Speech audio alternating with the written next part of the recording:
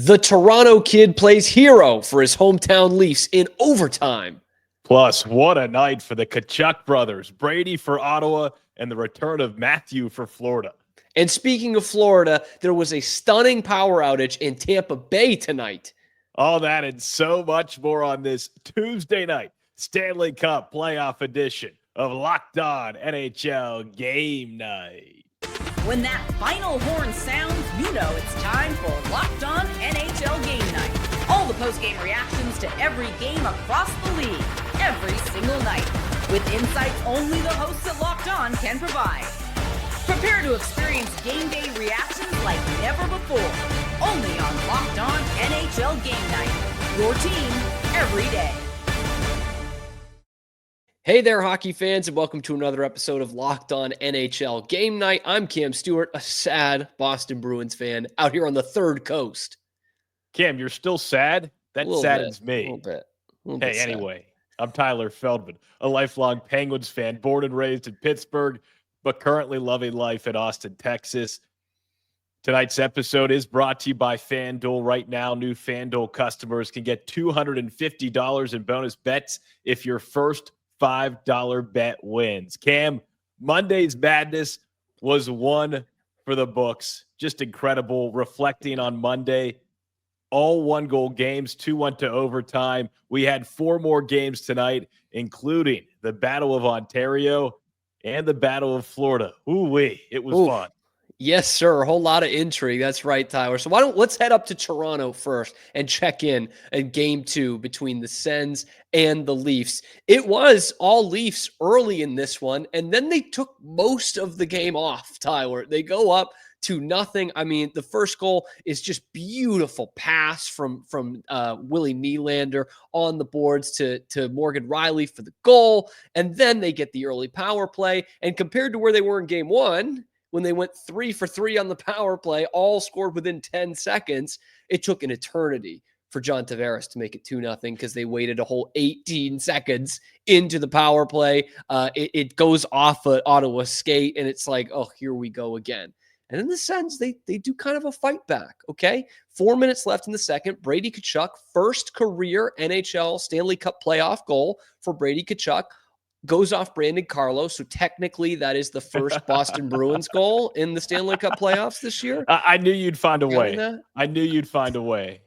I am counting that. I think that counts. Anyway, at that point, this is what's fascinating to me. At that point in the game, at 2-1, it's 22-10 shot advantage for Ottawa. And then Adam Gaudette scores late in the third period. That is on shot number 24, their first shot of the period. So 2 goals on 3 shots, but it's over a span of almost 20 minutes. This thing goes to overtime. Max Domi, an absolute beauty. The hometown kid. Ty was in the stands for it, and Max breaks the tie, makes it 2-0 to the Leafs. This was a weird game, Tyler. Some weird ebbs and flows to this one. It wasn't perfect. A lot of ricochets and bounces for several of the goals. You talk about Morgan Riley. That puck hit his skate, but there was no distinct kicking motion, so that's a goal. And then you look at Tavares. That was really just a true goal right there. He has back-to-back multi-point games for Tavares, which is huge. The Stars are coming to play for the Maple Leafs, and that's one of the key differences in this series, and one of the big reasons why Toronto is now up 2-0 as the series heads to Ottawa for game 3. That Adam Gaudette goal, that redirection, just some wacky plays. Goaltending was here nor there. Some nice saves. Stolarz and Ullmark made some nice saves, but they also let in some goals. Nothing heavy on the offensive attack, but Toronto continues to get it done on the power play.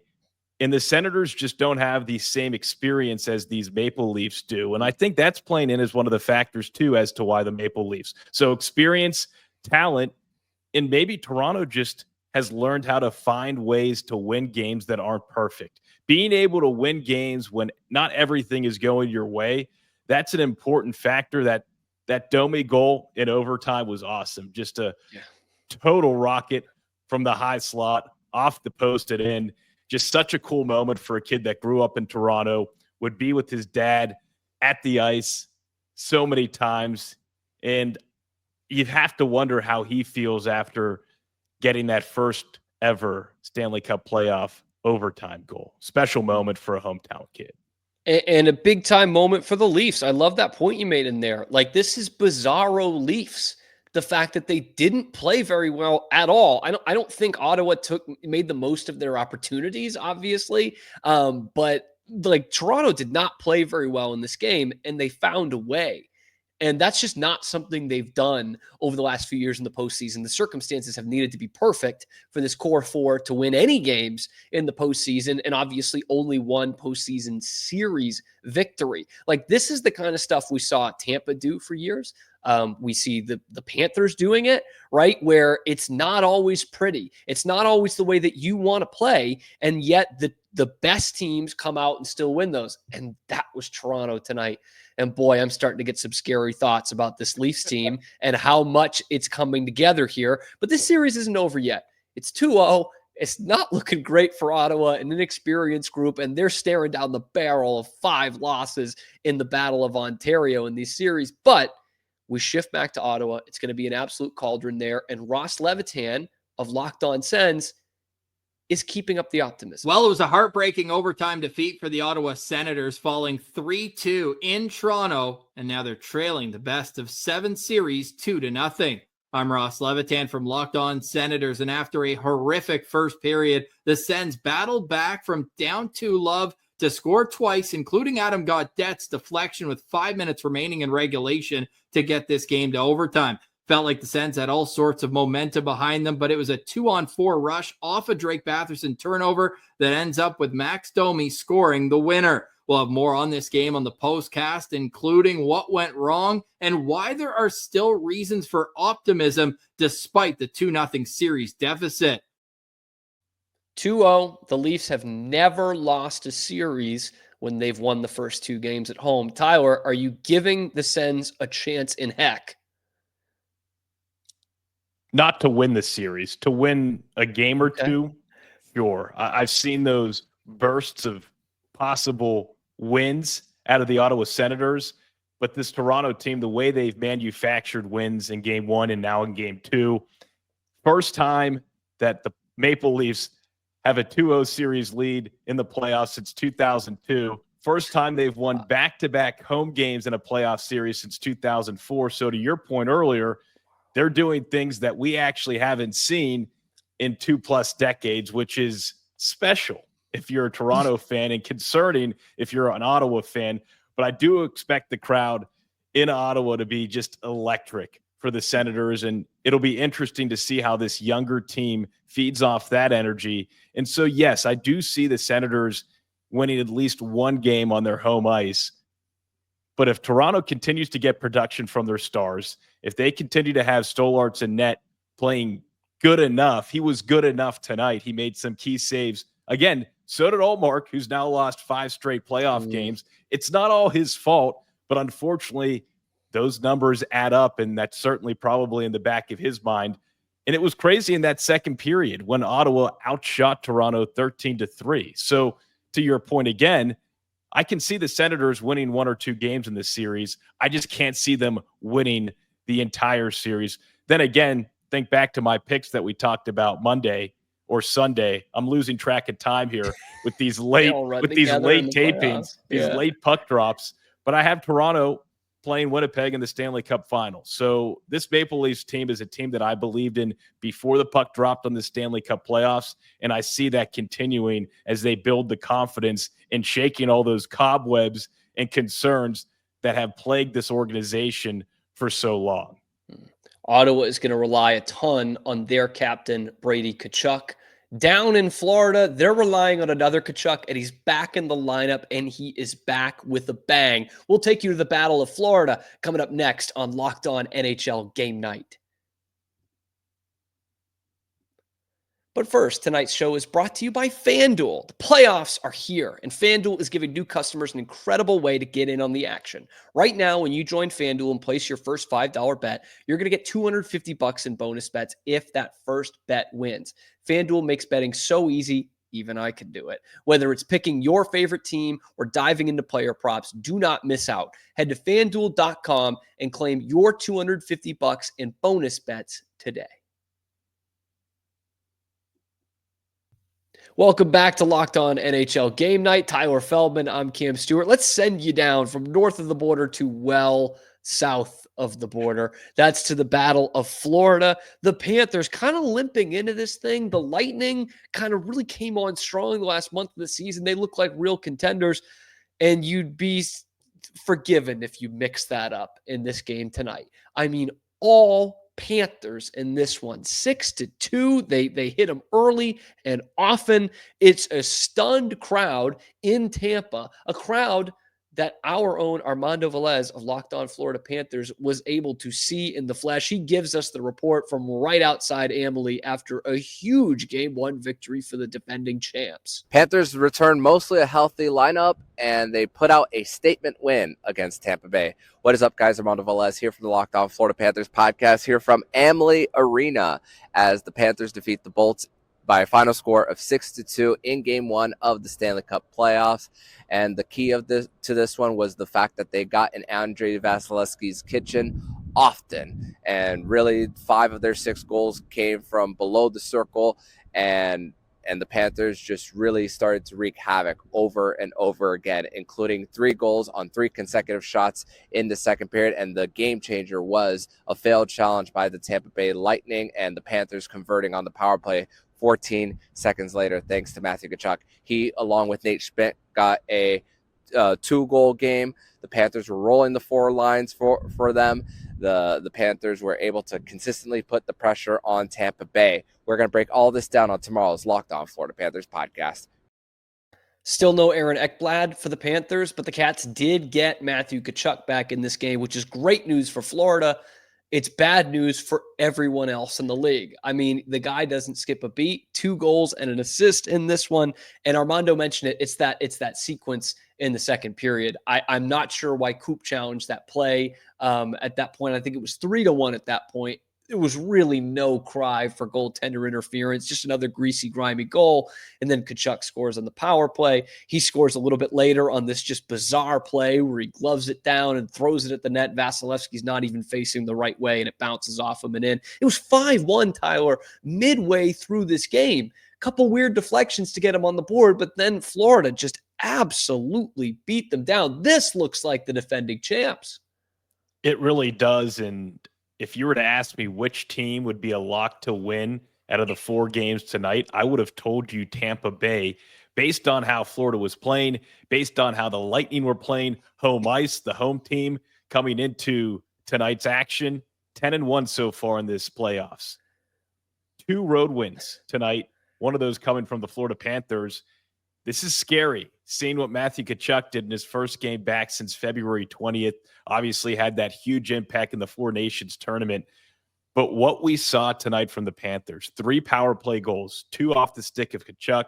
Then you add in Nate Schmidt. He had another power play goal. He also had 2 goals tonight. Mm-hmm. You're getting that kind of production, and you score 6 times on just 16 shots against Andrei Vasilevsky, who was playing in his 110th consecutive playoff game in net for the Tampa Bay Lightning. You expect some better play in net from that guy. He did not bring it tonight. It's only Game 1. I think that's the saving grace for Tampa Bay, but you cannot let the Panthers just come in here and come in there and just push you around like that on your home ice. That cannot happen Game 2 Thursday, because if that does happen, then the Panthers are healthier than we might have thought they were at the end of the season. Maybe we got tricked a little bit, because the Panthers team we saw tonight looked healthy, looked ready to play, looked in sync, and dominated a Tampa Bay team that made some good plays. Jake Gensel with the power play goal. Mm-hmm.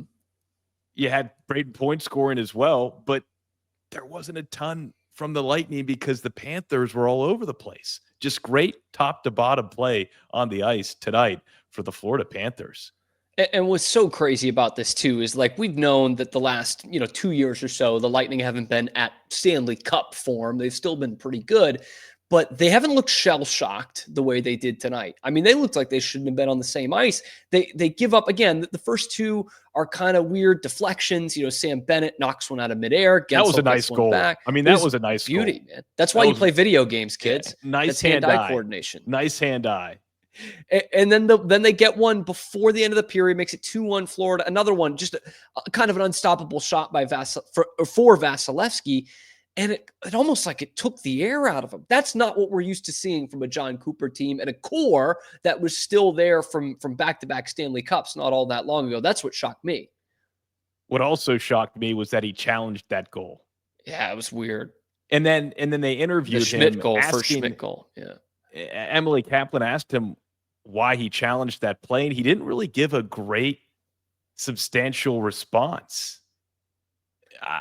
It just didn't make sense to me, because then man advantage for Florida, and they score seconds later on the power play. 14 seconds after that Nate Schmidt goal, you bad challenge, man advantage, and Matthew Tkachuk, Deke City, right in front of Vasilevsky, and it's all of a sudden 4-1 instead of 3-1. Just a crazy sequence.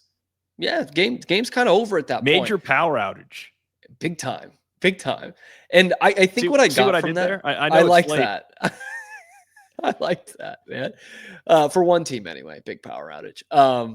And what I got from that John Cooper interview that you were just talking about is, we kind of know this about Coop too. He's a fun guy to be around.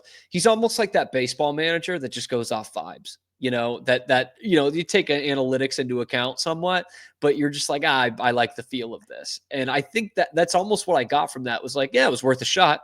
And then we gave up a power play goal on the other side. So what are you going to do? There's a lot of that there, it's easier for us to discuss than being behind the bench and making that decision. But any replay, anyone else who saw that play and talked about it on the national broadcast tonight was questioning why he made that decision to challenge that play in the first place. Yeah. Before they played their game one, the Devils and the Hurricanes played their game two down there in Raleigh.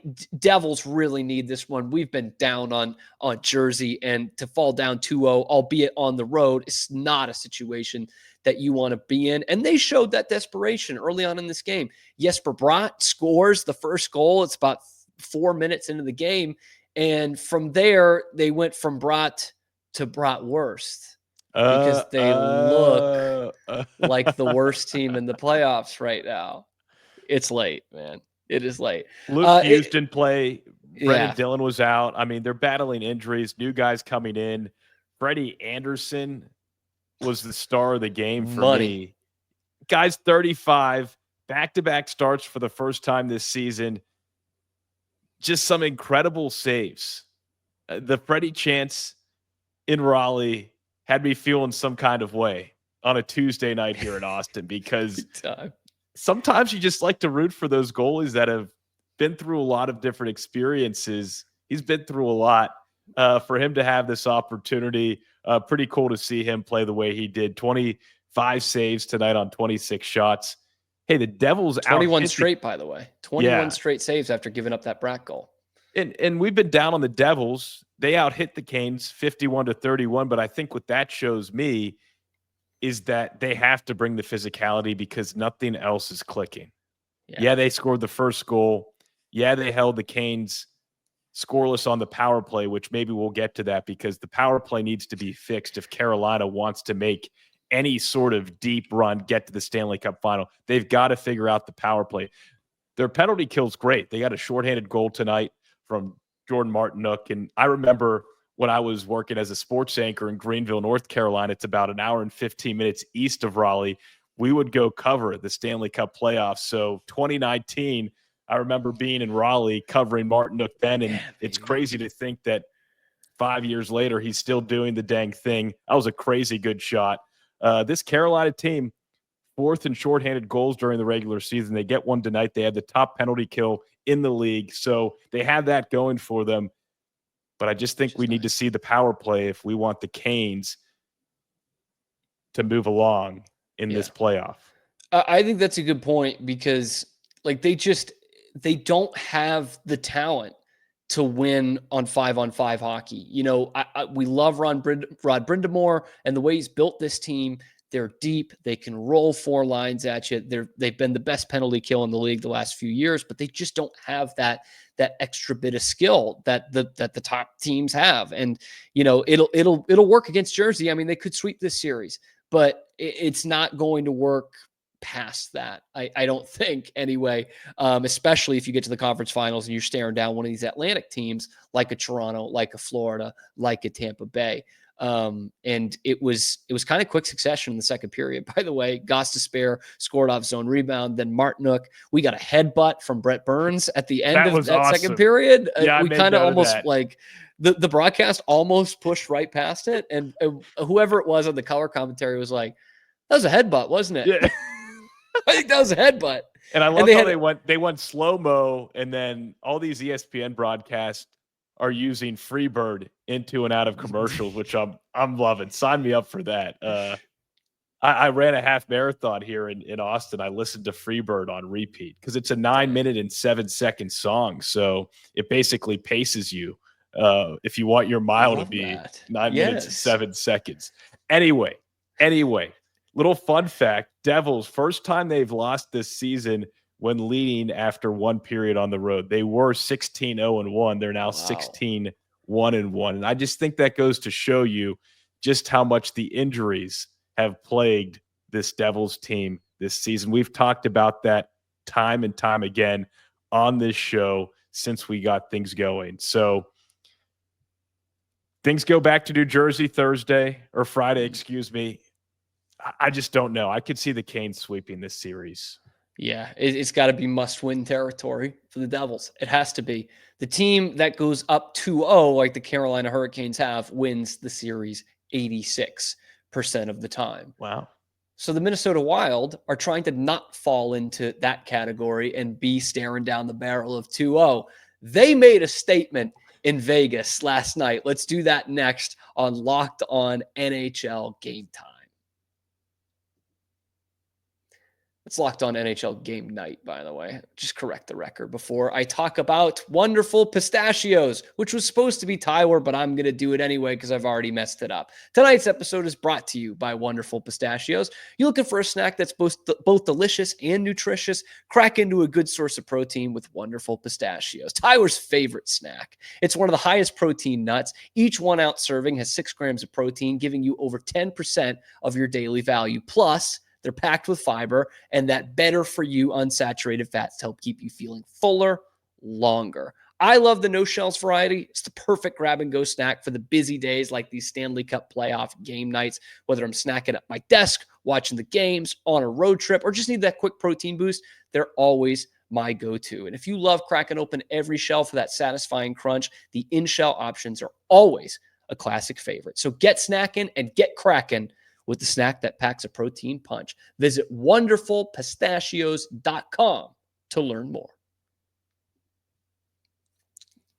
It's not a football show, but sometimes we need to call an audible there, Tyler. I got a stick tap. I'm sorry. I didn't mean to shut you out of that one. Hey, I'm proud of how you bounced back. I think you said game time because the time right now is past 2 a.m.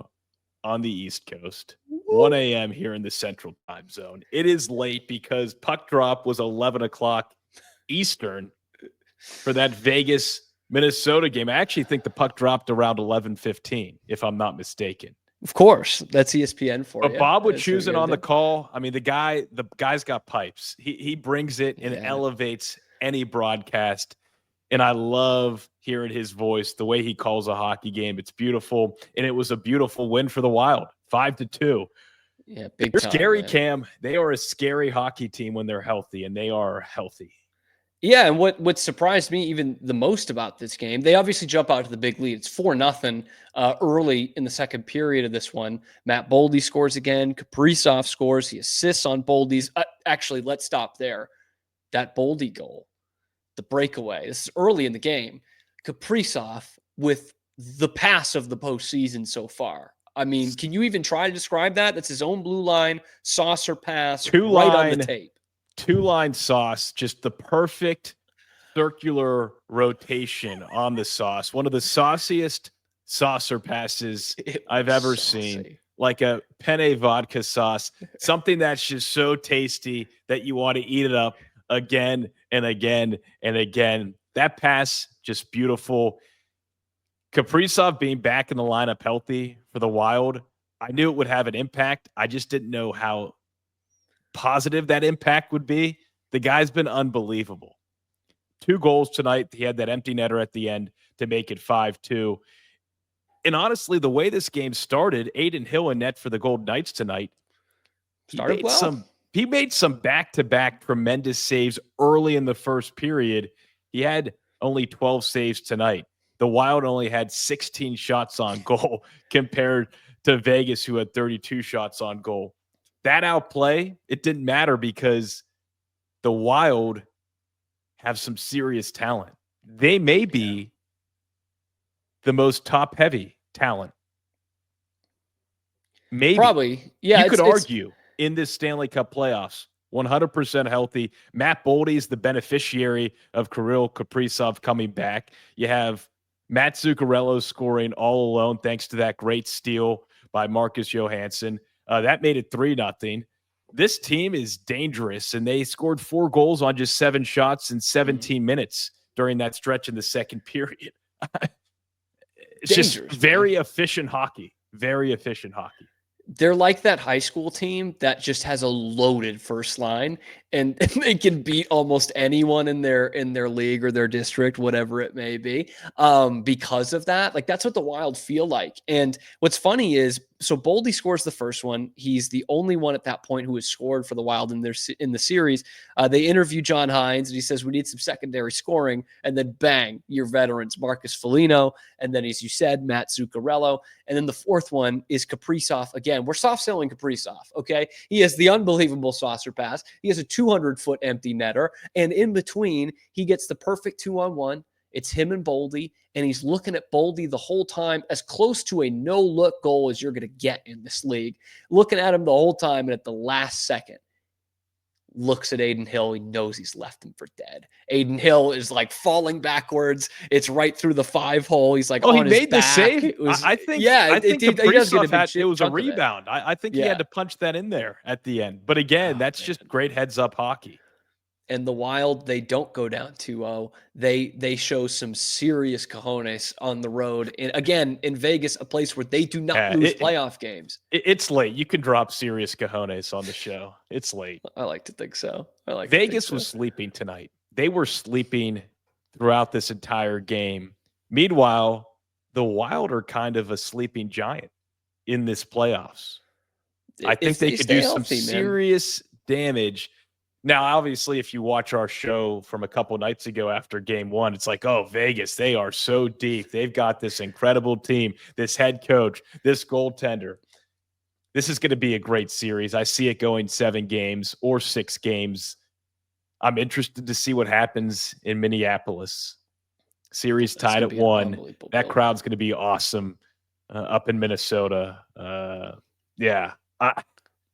0 shots for the Wild in the last 15 minutes of the second period, but they were so dominant and were so efficient that it didn't matter.